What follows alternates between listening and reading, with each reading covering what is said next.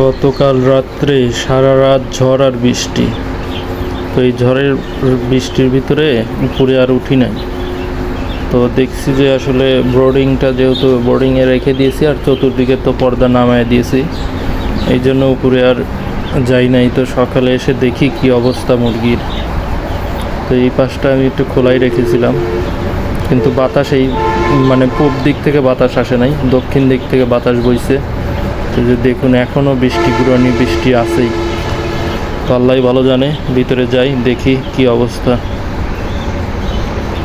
তো আসলে আমি এসে এখন পুরো হয়ে গেছি, কারণ আমার যে ভয়টা, ভিতরে পানি গেছিলো, বোর্ডিংয়ের এক সাইড কোনার ভিতরে পানি ঢুকে গেছিলো। তো ঢোকাতে আমার এই যে কয়েকটা মুরগি দেখতেই পাচ্ছেন মরে গেছে। তো আমি দেখি গণনা করি কয়টা মুরগি মারা গেছে, আর এখন পেপার সব উঠাইয়া দেবো। তো যাই হোক, বেশি মুরগি মারা যায় নাই, 4টে মুরগি মারা গেছে। তো বড় ভিডিওতে আপনারা দেখতে পাবেন।